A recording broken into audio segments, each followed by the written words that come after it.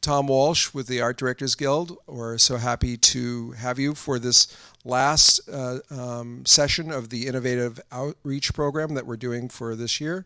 We've got some great things for next year, but we're going to give everyone a rest and start up again in probably January with some more stuff. So I had the pleasure to hear Mark Davis and his partners speak about Scenios and the cloud at the Producers Guild function this past May. I think it was May or June, early June. And it was really fascinating because obviously we've got a lot of tools that are coming at us from all directions and how that we can better manage our assets and communicate with one another. Some of them feel like you need to take an MIT course in order to master them. This one is so bloody smart and intuitive that I was really impressed because, I mean, obviously a lot of our members are working on the larger tentpole productions that require a lot of asset management. In the case of this is really the great tool when you're just doing what we normally do, which is dealing with content for character-driven drama, where you're not dealing with a lot of assets that have to be migrated to post-visual effects, but you're dealing with budgets and schedules and scripts and basic documents that we produce and have to share with multiple people within the production. And we're traveling so much that you really do want to access this material off your iPad or your iPhone or your laptop if you have the time to sit down and open it up. So this is a great tool for the basic stuff that is most of what we do.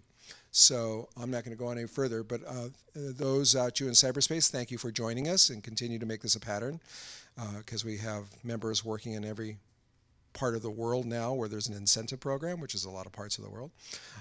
And I would like to invite Mark up here to take you on the journey. Thank you. Well, hello everyone, and Tom, thank you so much for inviting us. You know, it's great to be here with the Art Directors Guild, and a bunch of creative people, my peoples. I know it's kind of late. Maybe some of you have election fatigue from being up last night, so don't worry. What we're going to go through hopefully will be more fun than anything else. Going to talk about this whole new world of cloud-based production, right? And actually, what we're going to do is. Has anybody heard of something called the Pareto principle? It's also known as the 80-20 rule, which basically says if you focus on the right things, you can get 80% of the results with 20% of the effort. So that's what we're gonna do tonight. Just gonna ignore all the techno babble about the cloud and get just what's most relevant to people who work in production, particularly people, art directors. So let's just sort of start at the beginning. What is the cloud? And there's a lot of confusion out there about what the cloud is. Maybe you can relate. In fact, there was a survey that was just done, which was kind of funny, asking people what they know about the cloud, what they really know about the cloud. 22% of people admit they've pretended to know what the cloud is. 29% think that cloud computing uses an actual cloud. And 51% believe that stormy weather sorry, let me get the news flash away. Stormy weather can interfere with cloud computing. And perhaps most tellingly, 54% of the people who were interviewed claim to never use cloud computing. But meanwhile, 95% of them actually do. Right? So if you think, well, what are all these people doing? Well, maybe you can relate to this. If you use something like Gmail for your email, you're working in the cloud. If you share YouTube videos or maybe share files on Dropbox or Google Drive, you're working in the cloud. Even if you use any of the social media apps like Facebook and LinkedIn, if you do any of this, you're already working in the cloud. So even if you can't really put a finger on defining what the cloud is, you're probably already using it. But let's do it. Let's try and define what it is. And if you Google it, you go to Wikipedia, you'll find any number of really complex definitions that don't make really any sense. Let's just keep it really simple. The cloud is a place where you store stuff online and collaborate with other people. That's all. And in fact, it's not really just storing stuff like data. It's actually storing your software applications. So instead of applications being here on your computer, the applications are online and you access them that way. In fact, some people think of the cloud as just a data center. It's just where your information and software is, let's say, somewhere else. Okay. Now, you may recognize this. Maybe you can relate. Maybe you have something like this in your office. a mess, a tangle of cords and cables and flashing lights. This is kind of what it looks like before you start working in the cloud, right? When you move into the cloud, it looks like this, right? So you can, you just log in and you get to work. You can really start thinking of the actual hardware as really less important, right? Because you can be on your MacBook, you can be on your iPad, any mobile device. As long as you have an internet connection and some kind of device, you can get online, you can access this information. And so that's particularly important for people who work in production. None of us want to be locked down to an office, right? So the cloud really enables sort of a more free lifestyle where you can really work from anywhere. Now, you may have been hearing a lot of hype about the cloud. And you may be asking, what's up? Why all the hype? Well, let me throw some numbers out there. Last year, there were 150 million people using the cloud. And what I mean by this number here is not the social media apps. Facebook alone has 1 billion users. This is just in the workplace, okay? 150 million users. This year, in the span of 12 months, it's tripled. So it's growing extremely quickly. And in fact, if you look at the industry, right? Cloud computing. Right now it's a $40 billion a year industry. And in 4 years, it's going to be $100 billion. This is a big industry. And in fact, if you look at every industry and you try and figure out what are the fastest growing industries out there, and let's say, for example, you look at the top 10 fastest growing industries, you'll see things like solar power, video games, biotech. But the fastest growing industry by a comfortable margin is cloud computing. And that's why you're hearing all the hype, because it's just growing so quickly. Okay, so if that's sort of the big picture about the cloud, right, let's start zooming into production, okay? And there was actually a study done, it was published last week.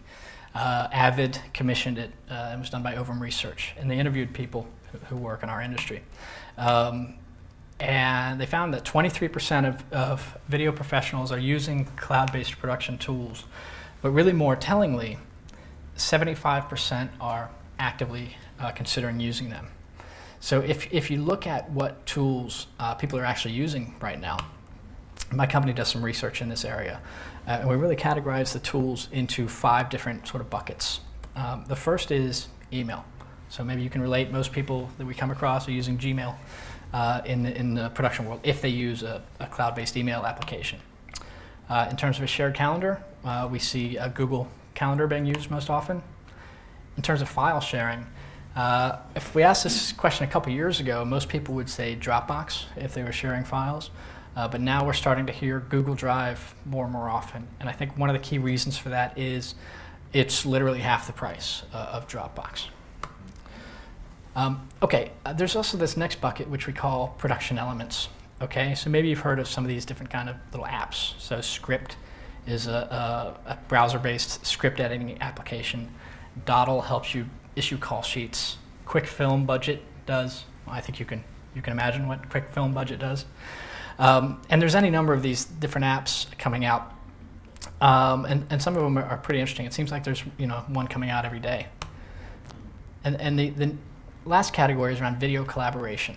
So maybe you've used technologies like Fifth Kind, Media Silo, A-Frame, tools that enable you to upload video to the cloud, share it, collaborate, reviews and approvals, that kind of stuff.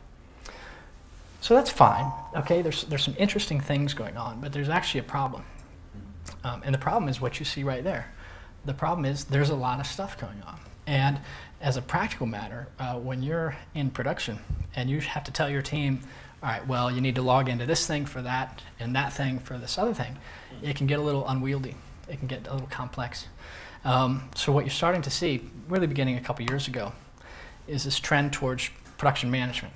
In other words, trying to create one platform where you can bring all these functions together.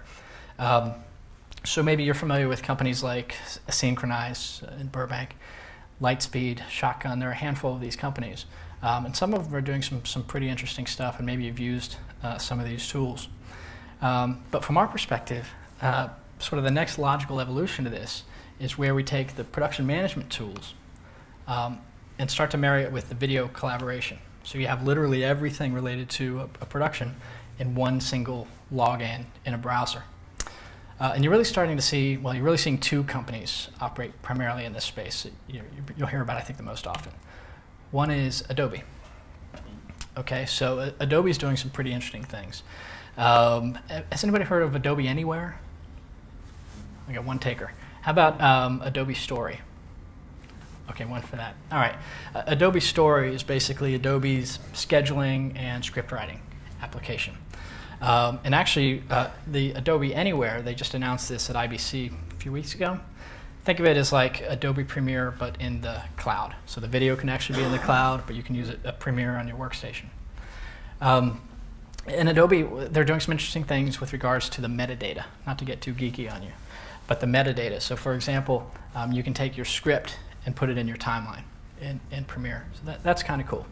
But some people would say that, using Adobe's tools, as good as they are in certain regards, it's really best suited if you're using Adobe Premiere. But a lot of the people that we talk to are using Final Cut or Avid, or their teams are using Final Cut or Avid. You know, we generally see about 5 to 10% of pros using Premiere. It's a small number. And so some people who are on Final Cut or Premiere, I think, are going to be reluctant to go down, Final Cut or Avid, are going to be reluctant to go down a path that's taken them towards Premiere. The other company is my company, Scenios. And the best way to sort of describe Scenios is to show it. So what I'm going to do is I'm going to show you a little video, which will give you a quick overview of what this technology does. Do you work in production? If so, then you know how challenging it can be to collaborate with your team. Everyone is busy running around, working on tight deadlines, and maybe even in different time zones. So how do you collaborate? Maybe you use paper or email or various web applications, or more likely, all of these. But using all of these different tools can be really difficult to manage. Is there a better way? Now there is, with Scenios, the virtual production office that's based in the cloud. Scenios is a comprehensive suite of powerful production tools that streamline the way you collaborate with your team. Write and edit your script collaboratively and in real time. You can even upload a script in the popular Final Draft format and share it that way. Create a shared production schedule to keep everyone in sync. Share critical location information so everyone shows up in the right place, on time. Create and distribute call sheets and confirm that everyone received them. Create and manage your budget while restricting who sees it by setting access permissions. Use the file cabinet to store all the documents for your show, or even create new ones right in Scenios. Send messages and alerts to individuals, to departments, or to the entire production team. Send them by email or instant message. Scenios also has a powerful set of video tools, so you can share video files, log your shots, and do reviews and approvals all within your web browser. You can even use Scenios for video conferencing for up to 8 people for things like virtual production meetings and virtual table reads. Use Scenios the way you want it in any web browser, on your Mac, PC, iPhone, or Android device. And if you've got a Dropbox or Google Drive account, simply connect them to Scenios, so you finally got everything in one place. Scenios is so easy to use that you can be up and running in less than 5 minutes. But it's also completely customizable, so you can set it up to match your exact workflow. If you've ever got questions, you can get amazing customer service from a real live human being. So what's the best part? Scenios is completely free, including 5 gigabytes of cloud storage. So get started now at Scenios.com and set up your free virtual production office in the cloud. We had some fun putting the little video together. So that's Scenios at a high level, to give you an overview. But what I actually want to do now is show you what it looks like when you log in, and what it starts to really look like when you start bringing all of these different elements together, and bring us sort of out of the realm of theory and into practical. These are tools that people are using right now. So what I'm going to do is I'm going to log into Firefox. Let me see if I can get my the browser looks okay. You can see that. Okay, so I've logged into Scenios. Obviously, it's a cloud-based application, so there's no software to install. You just log in. When you first log in, you're going to be taken to your dashboard. So you see your recent productions that you're working on here. You can create a new production here if you need to. And then here you see your master calendar. So this is a calendar showing all the calendars from all the different productions that you're working on in one view. And in fact, you can click on Choose Calendars here, and you can choose to display them all or choose just a certain subset of your calendars. So why don't we go ahead and dive into one of these productions. I've got a sample production here called My New Show. Now, when we first when you first log into Scenios, I think one of the first things you're going to notice is there's quite a bit of white space, and we really try to keep the design simple. You know, we've tried to design this so you don't need to be a technical genius, right? This is for more creative people and executives as well, so you can just sort of dive in and hopefully, if we're doing our job, it's intuitive and people can just get started working on it. So you can see here, I've uploaded the logo for the show, and the two main things to look at here are these two blue buttons, the production office and your production software. So if I go into the production office, it's going to open up, actually, bear with me 1 second, I want to reveal one app. So, okay, so if I go into the production office, it shows me the three apps in the production office: contact list, calendar, and file cabinet. So the first thing a lot of people will do when they're setting up their show is put together the contact list. So you can see here, in this particular show, we've got crew and cast. You can just as easily add more categories, maybe staff or studio, whatever it may be. So I can go into crew, for example, and you can see these are the different departments that have been set up. There's a bunch of default departments. Of course, you can customize them. Sometimes people like to set up custom departments with the accounting code, for example, like 1701 art department, whatever it may be. But these are the departments set up here. So you can see in the production office, I can go in here, and I can see who's connected to the project. Now, if I want to invite someone new, it's real simple. I just click the Add New Person button. It sends them an email. It's kind of like connecting to someone on LinkedIn or Facebook. You send an email. If they don't already have a free Scenios account, when they click the invitation, they'll set up a free account. It takes about a minute, literally. And then once you got people connected, you can begin collaborating. Now, one thing you'll notice up here is there's a little print button. So even though this is a paperless tool, there's still paper in the real world, right? And you may need to print out a crew list. So you can click print, and it just instantly creates a crew list that you can print out or send as a PDF and do what you need to do there. If you've got a lot of people working on your show or on your film, you can do a search here and just type in the person's name, and it'll real-time find those people. There's also, by the way, a video tutorial here in every app. So like it said in the little video, you can just dive in and be set up in 5 minutes, but you can do as deep a dive as you want to, and you can watch all the videos for the different apps, the things that are most relevant to you. Okay, so we got the contact list. Now we've got our calendar. So we've already looked at the basic calendar on the master view. So here's what it looks like for each event. Just a very simple web-based calendar. This is not a shoot schedule. I'm going to show you a shoot schedule in a few minutes. This is just a high-level calendar to keep everybody synced up. So I want to create an event. I just click on the calendar and just add an event. Not rocket science there. I can move things around. I can go in month view, week view, and day view. And actually, I gave a talk today at Creatosphere, and we had a special guest, a guy named Eric, who produces a show called Tanked on Animal Planet. And he produces all his shows on Scenios, in fact, and the calendars is the main thing that he uses. Oh, you know Tanked? It's a funny show. It is a funny show. Okay, so you got your simple web-based calendar. Okay, there's also a file cabinet. Okay, and what you can do here, first of all, you can upload whatever kind of files you need. That's fine. So if I open up a Word doc, I can upload it, and then I can open it up here. If I click on it, it's going to take a few seconds to open up, but it's basically opening up think of it as Microsoft Word in the browser. So you can type in here, people on your team can work collaboratively in real time on this document. I can click Save, and then if I click this little More button up here, opens up a little window where I can do things like download it as a Word doc. I can distribute it out to people. And you also see here every previous version of this document. So I can go back in time if I need to in the document. So I'll go ahead and click back. Same thing goes with Excel documents. So I could upload, this one was already uploaded, but I can actually create one from scratch. So if I click Create File, I'll just call it Test. And you can see I can create a new document or a new spreadsheet. So I'm going to create a spreadsheet this time. Again, it's going to take about 10 seconds. And it's going to create a spreadsheet that I can use and collaborate with people in real time. Now, I'll give you guys a little sneak preview piece of information. What you're seeing here, we're using a third-party web application called Zoho. But in a couple weeks, we're actually swapping that out. And when you use docs and spreadsheets in Scenios, you'll actually be using Microsoft Office, the new cloud-based version called Office Web Apps, if you've heard of that.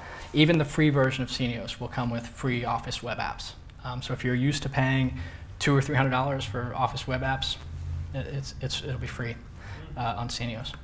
Okay, so I'm going to click back again. Now I can create folders if I want to. I can move things around in folders. I can also set permissions. So maybe, if you're an admin, if you created a project or you've been given administrative privileges, you're going to see a little button up here called permissions. And if I click on that, it's going to open up what we call our people selector.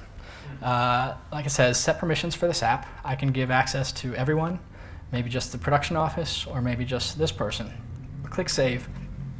And then if a user logs in and they don't have permission to that app, they just simply won't see it. If I created a folder and moved documents in there, I can also create permissions for the folder. So it's really easy to control the flow of information, who's allowed to see what. Okay, so that's the production office: contact list, calendar, and file cabinet. Now let's go into production software, because this is where it really starts to get fun. Okay, first thing we're going to look at is the script. Now let me just ask, does anybody use Final Draft? Yeah. Okay, so you work on long form scripted stuff? Okay. Yeah, I mean, they've got about a 90% market share, right? I mean, most people use it. It's hard not to use it. Okay, what you can do is, for the script, you can either write the script directly in Scenios. So I could click on New Script, and again, open up a Word doc or an Excel document. I could write it that way. That's fine. But if you've got the script in Final Draft format, what you can do is click the Import Script button. And when it uploads, you can see this file is a Final Draft form document. You can tell because it's .ftx. But once it's been uploaded, it's been converted into a Scenios Pro file. Now, Scenios Pro is actually the new version of Scenios that's just coming out. It's actually in beta right now. It's $49 a month for Pro for what I'm going to show you, but while it's in beta, it's free, and it's going to be in beta for a while. And I'm going to show you what Scenios Pro does. I'm going to open up the script, and it's going to take a few seconds to load here. Some of the screen is getting cut off. Let me see if I can see all of this.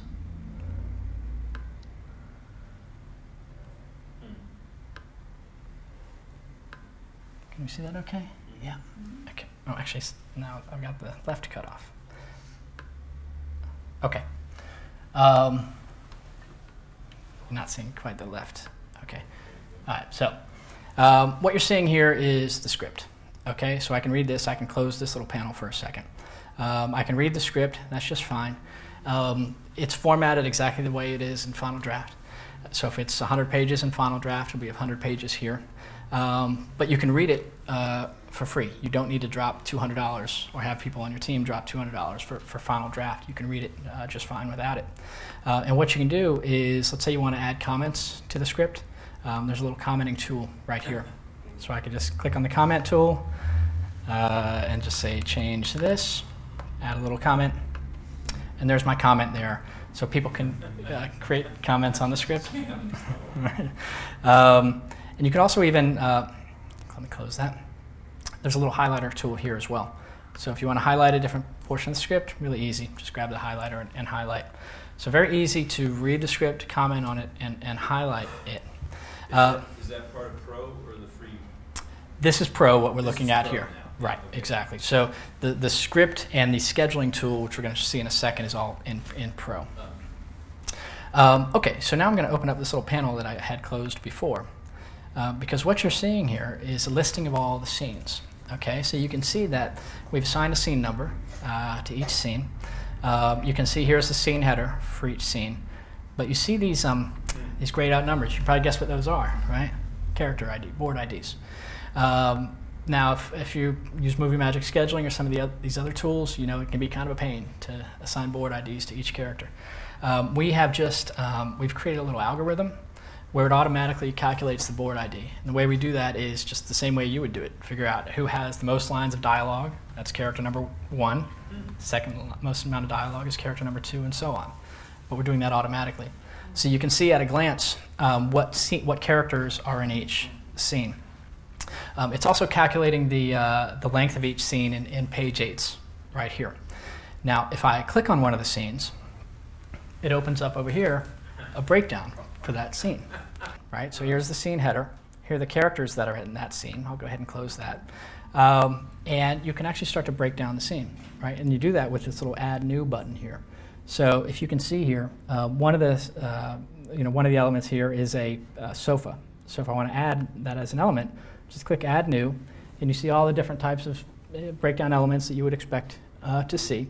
So maybe that's a prop. Just click Add New. I've already added it, but I'll just add it again so you see how it works. Sofa. And maybe I'll add another one of special equipment. I don't know. I'll just, crane. Okay, so I will add that here. So you can start to see how easy it is to start breaking down the script here. So that's the scene breakdown. So we looked at the scenes, how you can break down the scenes. That's fine, right? There's another button up here that says Script View. I'm already in the Script View. There's a button that says Schedule View, where I can toggle into the Schedule View. And if I do that, actually, you know what? I'm going to create a shoot schedule from scratch because it's easier to see how it works that way. So let me actually delete this one. I'm going to import a script,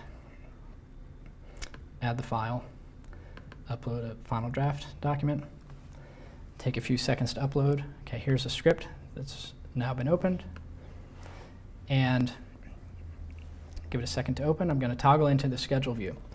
Now, when you first open the schedule view, first thing it's going to ask you to do is set the estimated start date for production. Now, if you don't know the estimated start date, don't worry. Just put in any date because you can change it easily later. So I'll just choose, the first of the month. So I'll click Go. So now what you see here, here's the strip board. So this looks exactly the same as the scene listing, which we saw in the script, except it's been color-coded with your industry standard colors, which you'll recognize for daytime scenes and nighttime scenes and so on. Now, for anybody who's done a shoot schedule, and I'm guessing one or two of you have done that before, you'll know it can be, certain aspects of it can be pretty painful, right? Not the least of which is sorting all your scenes first by location and then by actors. It's a pretty common workflow. But we've actually got a little button up here. It's called the Sort By button, and that takes care of it for you, right? So if you click on Sort By, it tells you this: we will now sort the scenes based on location and then by actors. This will make it much easier to put together your shoot schedule. Keep in mind that after the sorting is done, you can still drag scenes higher and lower in the strip board to organize them exactly as you'd like. The sorting will just give you a head start. Okay, so I'm going to click OK. And just like that, you can see the scenes have been sorted by location and by actor. And the next step here is to start dragging the scenes into the schedule. So let's say, for example, you want to shoot 3 pages a day. And this is your first day of shooting. Okay, I'm going to start with the scenes in the apartment. I'm just going to drag them over. And you can see as I drag them over, there's a running tally of how many pages I'm shooting that day. So I want to shoot 3 pages, so I'll just keep dragging it over until I get to about 3. All right, that's close enough. Now I'm going to move into the next day. Simple, right? So now I'm dragging here. Okay, I'm at 1 6/8, 1 7/8, but now I'm moving from the apartment into Lincoln Center, so I'm going to leave that for that day. Now here's the weekend. Chances are we're not going to work on the weekend, so I want to mark that as a day off. So I'm just going to click on Saturday. I'm going to add an event, day off. Sunday too, let's take Sunday off too. And we'll pick shooting up again on Monday. So you get the idea, and what I'm going to do is just drag the rest of these scenes here. Here's Lincoln Center. Then the next day we moved over to Prospect Park. And then maybe the last couple locations I'll do on the last day. So what you've done in about a minute, now keep in mind this is a short film, right? So you can have more scenes typically. But you can see how quick this process is. But one thing you can see is you can't read the whole strip, right? So chances are you'll probably want to see this in a one-liner view, so you can really start to fine-tune each day. So what I'll do, the strip board is empty now, so I'll just go ahead and close that, give myself some more space. And you can see there's 3 little buttons up here. One's the calendar, and one is the one-liner view. So I can go into the one-liner view. Here's the one-liner view, which you're no doubt familiar with. So for example, let's say on the second day, maybe I want to group the nighttime scenes together, maybe the office scenes together, and you fine-tune the schedule in the actual one-liner view in an environment that you're probably familiar with using in the past. Now the next thing you may want to do is put together a day out of days report. And as you know, in movie magic scheduling, that can be like kind of like pulling teeth. You got to go here and there and do this and that. Here, you just click this button, day out of days. And here you've got an instant day out of days cast report, standard format. You got your date, the day of the week, and the shoot day. And here's your standard, for each actor, start work, finish, and so on. I can scroll through to the next week, keep going. The key thing, though, is right here, the summary for each actor. So I can see here for Kara, I need Kara for 5 days, beginning on the 1st and ending on the 7th. So it makes it a lot easier when I got to put my day out of days together and I can just start hiring my actors. Okay, so now I'm back in my calendar view, and you can see if I click on a particular scene, you see the scene breakdown, now that you're an expert in the scene breakdown panel. But you can also, if you click on the day, click on the day, it gives you a breakdown for that shoot day. So here's shoot day 1, tells you what scenes we're shooting, how many pages, about how much screen time, tells you where we're going to be, all the characters that we're using that day. It would also, since this is a new script, it doesn't show the elements that I had just added, which you saw me add before. But the different elements that I would have added would show up here, but it would show all the elements for all the scenes that we're shooting that day. And you can also add production notes for today. So here, the default categories are, camera. So for example, maybe I'm shooting on a red that day.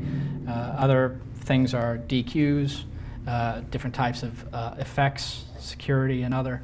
I really like your idea about adding custom categories. That's a great idea.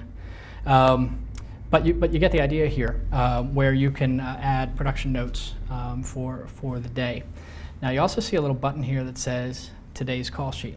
And this is also something that we're building. Now if I mouse over that right now, it says automated call sheets are coming in December. So this is also something that we're building, and it's what happens when we get all this metadata and we organize it in such a way, at the tail end you can literally hit a button and it spits out a call sheet.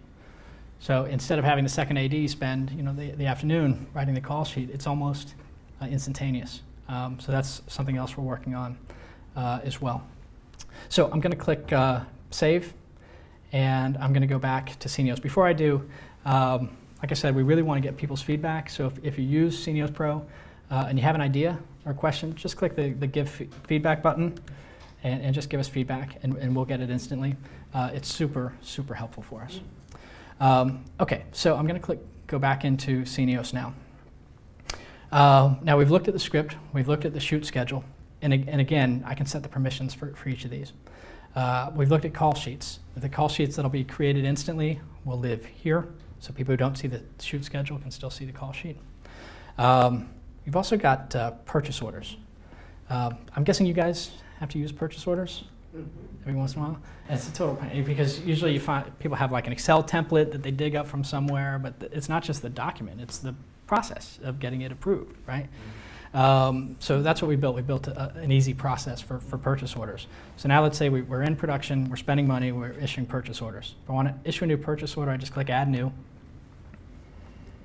Department, let's say the art department. Vendor, I can add any vendor here, but I'll just use the one that's in this sample project. And maybe you need some lumber, I don't know. I need 3 of these, cost $5 each, and it's let's say a purchase instead of a rental or a service. I can attach an invoice, for example, if I need to. I'll change the status on this for waiting for approval. And what I'm going to do is I'm going to send it to my department head for approval, and I'm going to click Save PO. So I've just sent this to Dave Rogers. He's just got an email saying there's a PO for you to review and approve, And when he logs in, he'll see the PO, but he'll see an approve or decline button here. And he approves or declines the purchase order. When it gets approved, the next step is it's waiting for a check. So you can see everybody's purchase orders that are in their queues. If you have admin access, you'll also see a little button here that says PO log, where you can go in and you can see all the POs that are in your production. Now, it's all well and good to have the PO in the system, but you got to get it to the vendor, right? So what you can do is, if I click on the actual PO, here's the PO. I can click print or download. So if I click print, here's my PO. It's been formatted, and I can just print that out and send it to the vendor. So very easy to handle purchase orders in Scenios. Now the next two apps, I've sort of rearranged the order here, but are video management apps. We talked about video collaboration earlier, and I want to show you what that looks like here. So the two main apps, actually let me put these back in order so it's a little more intuitive. So rough cuts, okay, rough cuts and final cuts. All right. So rough cuts and final cuts. If I go into rough cuts, you'll be able to see 6 videos have been uploaded here. You can upload the videos in pretty much whatever pro format people are working with in the editorial department. So I can click here, and it's going to show me the video. By the way, I just got to show you a little bit of this video. It's funny.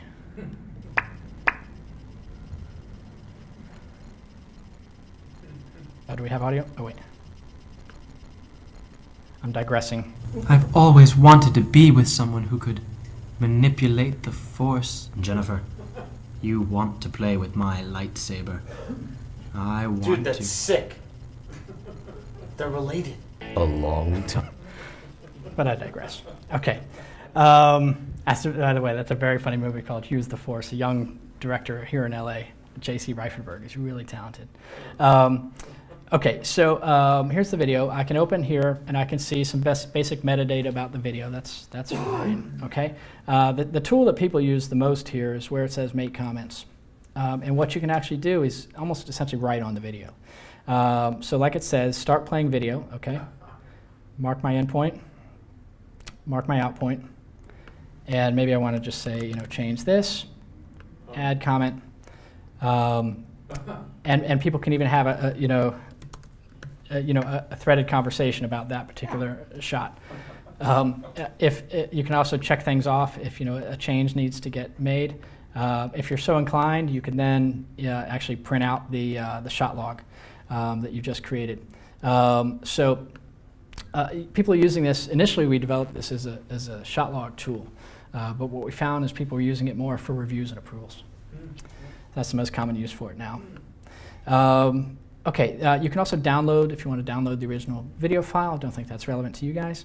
You can distribute the clip if you need to, and you can also email out a screening copy. So let's say you want to get a piece of video out to somebody who's not connected to the project. You just click email screening copy, and I'll send this to Bill. Here you go. And for security reasons, you actually set the video to self-destruct. So link valid for a day. Bill, you can see it for a day. I'm going to click share. Now Bill has just received an email, and when he clicks on the link, he sees this. It's just a full page, and he can click on the video and watch it in high def or lower quality if he needs to. So very easy to share video within Scenios and do reviews and approvals as well. So Final Cuts works the same way. There's also a way to manage locations. I don't think it's too relevant to you guys. Well, maybe. No, maybe. It is. It is. Okay. In fact, all right. it would be above rough cuts and final cuts. Yeah, actually, normally it is. I've messed around with the order. Yeah, yeah. Okay, so I'll go into locations. Yeah. Okay. Locations. We actually geeked out a little bit on locations. This is kind of fun. This is Google Maps here.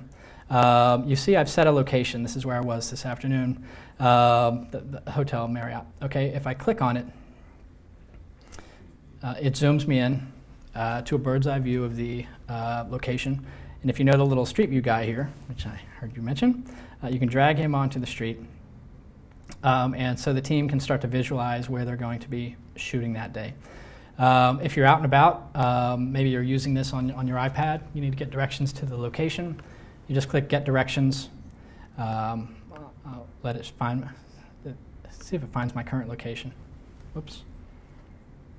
Well, if you're on GPS, it'll use your current location. It'll give you directions to where you need to go. You can also click Edit Location here. Typically, we've seen this used more by location managers, but maybe you guys could use this as well. What you can do is there's a form here where you can add the types of information which you would expect to see in a standard location sheet. In fact, a good friend of ours, I don't know if you know Eve Honthaner. She's here in town. She wrote a book called The Complete Film Production Handbook. This is just one of the forms from that book. Anyway, the standard location information that you would expect to see in a location manager sheet. So that's the way you can, go ahead and save this, manage locations. And you can actually even create new folders for managing locations. So, if you need a location for the house, and you have 10 different houses you're considering, you can add them all in here and you can upload pictures as well. So it helps to manage the location selection process. Now there's also a Wrapbook app here. Right now it's just a standard file cabinet where you can start to organize things. But that's more for the, I don't think you guys would need to work on the Wrapbook. Or would you? You would, okay, for your particular department. Okay, okay. The Wrapbook right now is, like I said, it's just a standard file cabinet where you can organize things. But something that we're working on is being able to take the Wrapbook requirements document that everybody has and being able to input it into Scenios. So then when it's item number 88 that you got to add, you'll be able to tag it directly into Scenios and make the Wrapbook process a little bit easier. Okay, so that's the production office and the production software. Okay. We already created our little art department app. A couple other things I want to show you.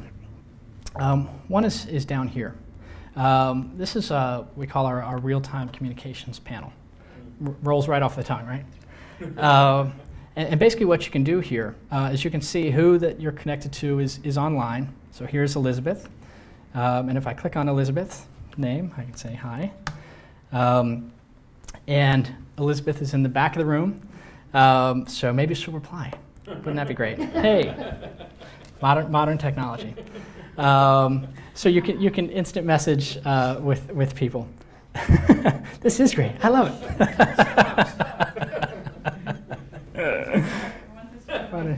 Funny. All right. I'm getting punchy. Okay, but what you can actually do, and you may have noticed in the opening video, you can actually video conference. And it's really easy to do. You see a little box here that says, invite people to video conference by dragging their picture here. So, Elizabeth, shall we video conference? I'll drag you there. Click the check mark. It's going to open up a little video conference window. First thing it's going to do is nicely ask if it can turn on my camera. I will say, yes, you may turn on my camera. Take a few seconds here. Hello. And here's Elizabeth. It's going to show up in a second. Hello. So, and what you can do is you can actually video conference with up to 8 people at a time. So if you need to have a production meeting, it's a lot easier, and you can't get everybody together. You can do an instant video conference. Okay, so a couple of things I want to show you up here. There's messages and tasks. So for messages, if I want to send out a message, I can just click on Post Message, and I can just send out a looks like a regular email. I can attach a file. And again, you'll recognize the people selector, where I can send out a message to an individual, department, or the whole team. People receive the message on your iPhone or your email, and you can reply from there as well. But all the messages get archived in Scenios. You can also assign tasks. That's really easy to do. I would just click Add Task. I can assign, if I assign you a task, you'll get an email saying you've been assigned a task. You will either accept or decline. I'll get an alert back saying you've accepted it. And then I can monitor the status of all the tasks here. And you can see some of the dates are green, some are in red. If it's in red, you're late. and everybody else can see that you're late. So just a very simple way to keep track of who's working on what. Okay, now I want to go up here. We really spend a lot of time thinking about customer support. Especially in this business, if you need support at Sunday night at 10 o'clock, you need support. So we got a support button here where you can click on that. There's a phone number you can call, but you can also just submit a request, and we like to get back to people as quickly as possible. One other thing I want to show you here is back on my dashboard. you see a little section here. Well, first of all, you see recent activity.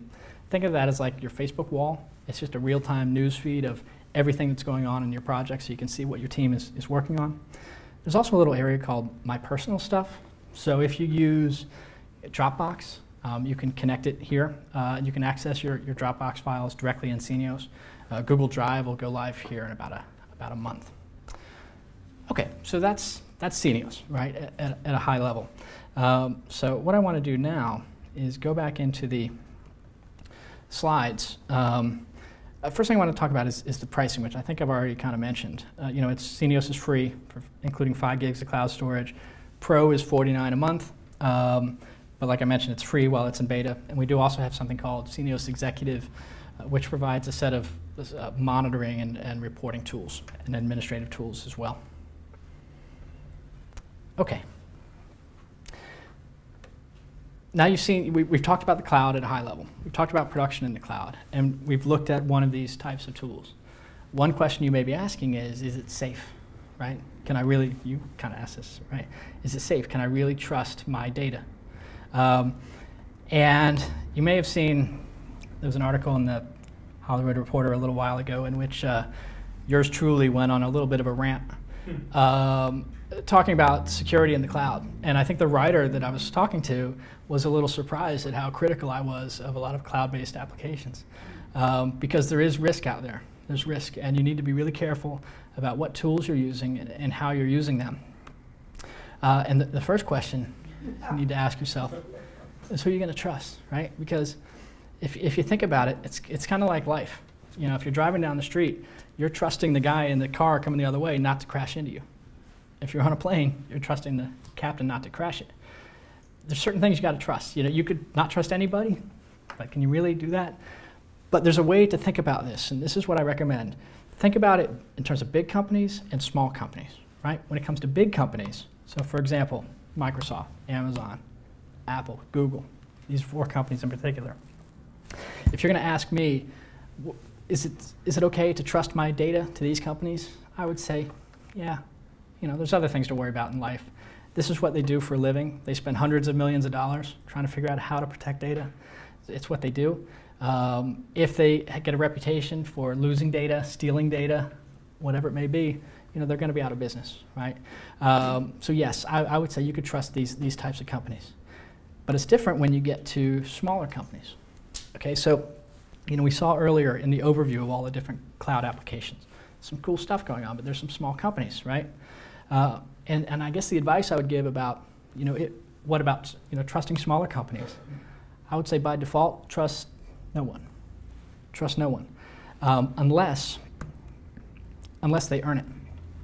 And by earn it, I mean there are some really specific things that you can look for in these tools that you should actually require, right? And I'm going to give you a list of 7 very quickly. And by the way, we can share this list with you afterwards, right? Number 1, make sure they publish security and privacy policies. And I'm not talking about like Facebook does and buried in the fine print somewhere where you're never going to find it. I'm talking about on the homepage where they talk about how they handle security, how they protect your information. Make sure they have a strong track record. Google them. That's all. Just Google them. See if they've had any losses. They should also give you something that geeks like me would call 5 nines. 99.999% guaranteed uptime. And what that means is that their site won't be down for more than 5 minutes a year because you need it. You don't want it to be down.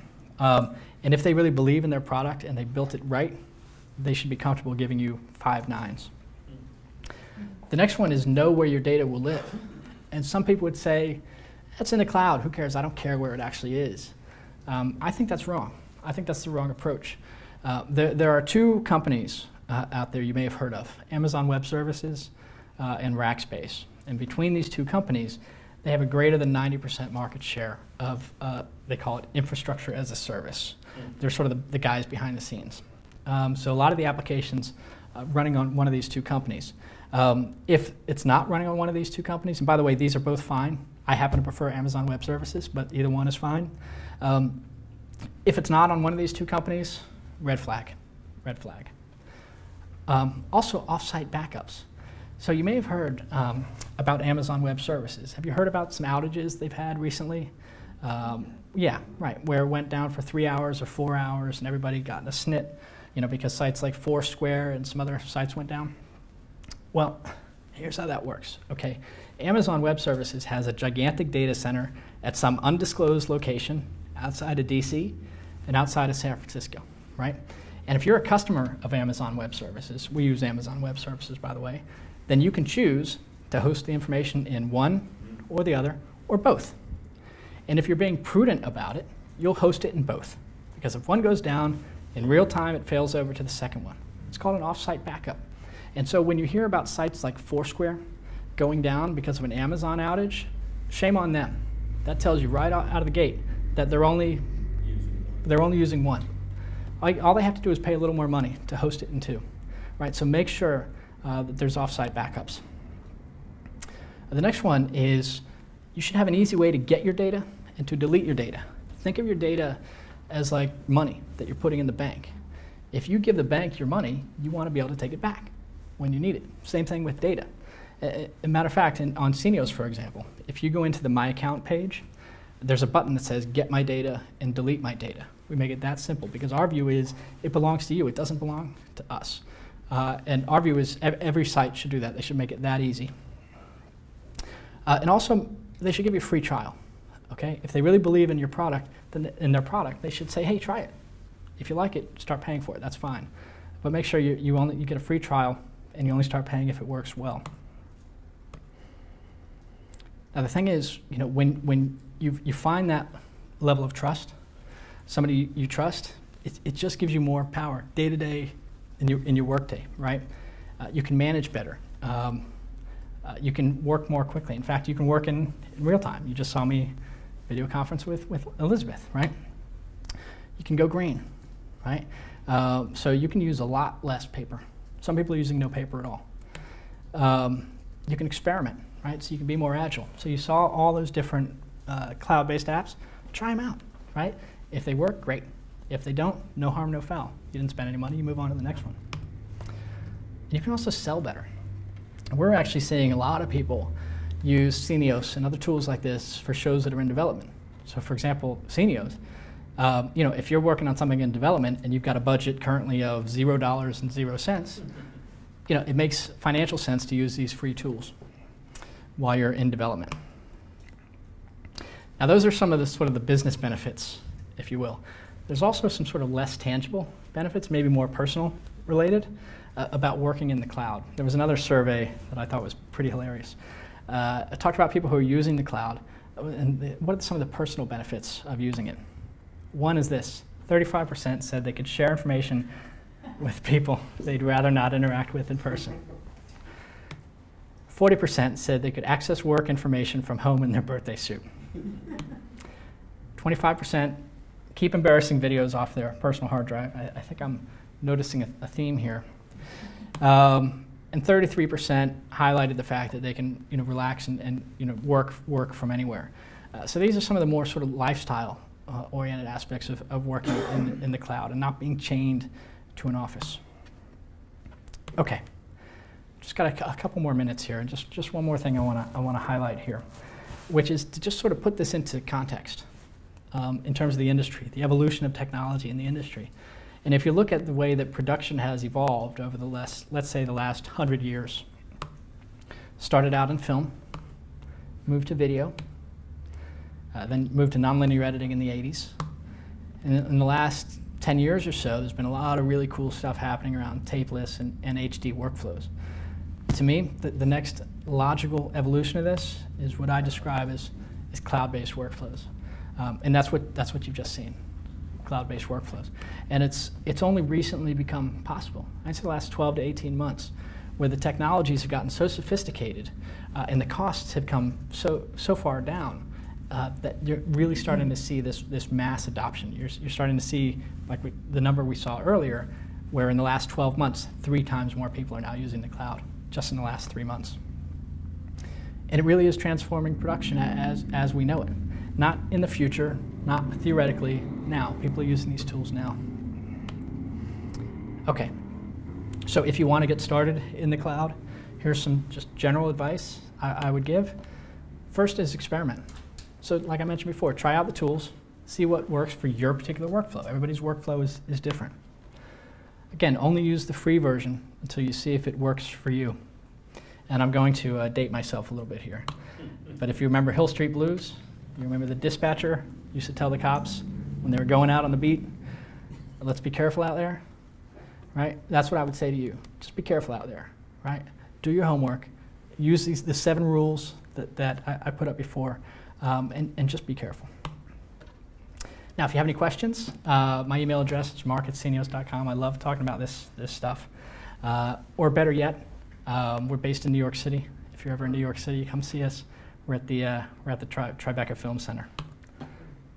So with that, that's it.